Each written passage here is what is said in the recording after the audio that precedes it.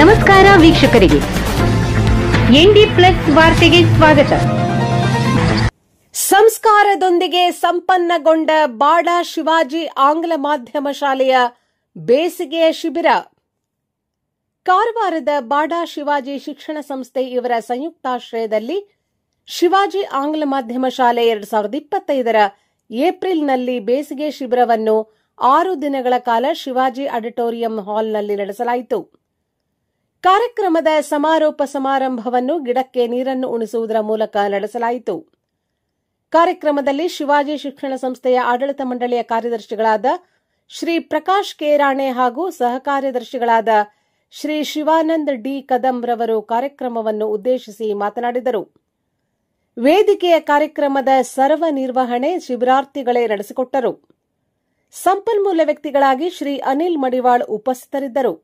6 ದಿನ ಶಿಬಿರ ತರಬೇತಿ ಪಡೆದ ವಿದ್ಯಾರ್ಥಿಗಳಿಗೆ ಪದಕ ಹಾಗೂ ಅಭಿನಂದನಾ ಪತ್ರವನ್ನು ನೀಡಲಾಯಿತು.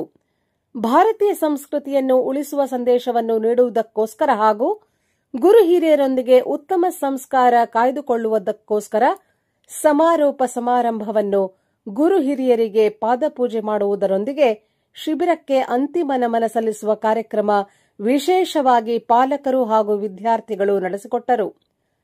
ಶ್ರೀ ಶಿವಾಜಿ ಬಾಲಮಂದಿರ ಆಂಗ್ಲ ಮಾಧ್ಯಮದ ಪ್ರೌಢಶಾಲೆಯ ಮುಖ್ಯೋಪಾಧ್ಯಾಯಿನಿ ಶ್ರೀಮತಿ ರಾಜೇಶ್ವರಿ ಯು ನಾಯ್ಕ್ ಹಾಗೂ ಪ್ರಾಥಮಿಕ ಶಾಲೆಯ ಮುಖ್ಯೋಪಾಧ್ಯಾಯಿನಿ ಮಿಲನ್ ಜೆ ನಾಯ್ಕ್, ಉಲ್ಲಾಸ್ ನಾಯ್ಕ್ ಹಾಗೂ ಪ್ರಾಥಮಿಕ ಹಾಗೂ ಪ್ರೌಢಶಾಲೆಯ ಶಿಕ್ಷಕ ಶಿಕ್ಷಕೇತರ ಸಿಬ್ಬಂದಿ ವರ್ಗದವರ ಸಹಕಾರದ ಸಹಭಾಗಿತ್ವದಲ್ಲಿ ಬೇಸಿಗೆ ರಜಾ ಶಿಬಿರ ಅರ್ಥಪೂರ್ಣವಾಗಿ ಯಶಸ್ವಿಯಾಗಿ ನಡೆಯಿತು. Good morning, the co-MCs Ankita, Aditya, Prathamesh, Ritvik, to lead us in the prayer song. Swakratunda Mahakaya Suryakoti Samaprabha Nirvignam Kurame Deva Sarvakareshu Sarvada Guru Brahma Guru Vishnu Guru Devo Maheshwara Guru Sakshat Parabrahma Tasmai Shri Gurave Namah.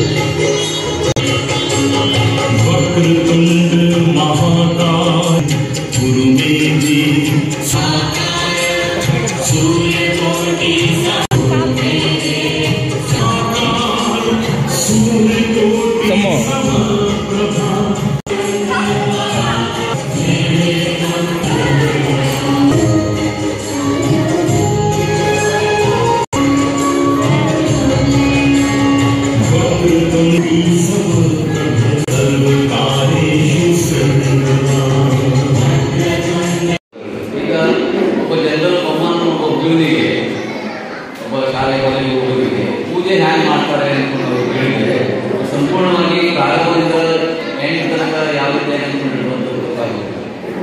ಈ ವಿದ್ಯಾರ್ಥಿ ಜೀವನದಲ್ಲಿ ಸಣ್ಣ ಜೀವನದಲ್ಲಿ ಅವರು ಹೇಳಿದಾಗ ಕಾಲನ್ನ ತೊಳಿಬೇಕು, clean ಮಾಡಬೇಕು ನೀರಿನಿಂದ, ತದನಂತರ ಕುಂಕುಮ ಅಥವಾ ತದನಂತರ ಹೂವನ್ನು ಹಾಕಬೇಕು, ತದನಂತರ ಪೂಜೆಯನ್ನು ಮಾಡಬೇಕು.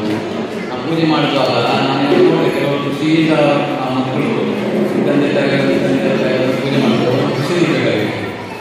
ನೀವೊಂದು ನೋಡಿದ್ದೀರಿ. ಜೊತೆಗೆ ಸಿಹಿಯನ್ನು ಕೊಟ್ಟಿರ್ತದೆ. ಹೀಗೆ ತಂದೆಯವರ ಅವರ ಹೊರತು ಒಂದು ಕ್ಷಣವನ್ನು ನಾವು ನೋಡಿದ್ದೀವಿ.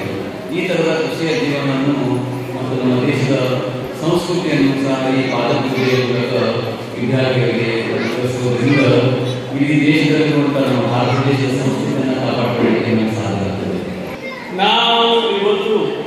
ನಾನು ಆಡಳಿತ ಮಂಡಳಿಯ ಸದಸ್ಯನಾಗಿ ಇಲ್ಲಿಗೆ ಬರಲಿಲ್ಲ. ಒಬ್ಬ ಪಾಲಕನಾಗಿ ಎಲ್ಲ ಪಾಲಕರ ಜೊತೆ ನಾನು ಸಹ ಅಲ್ಲಿ ಮುಂಜಾನೆ ಕೂಡಿ ಪಾದಪೂಜೆಯನ್ನು ಮಾಡಿಕೊಂಡೆ. ಒಂದು ಅದ್ಭುತವಾದಂತಹ ಅನುಭವ.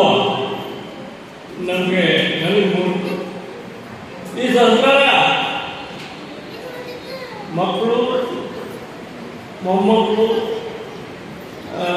ಪಾಲಕ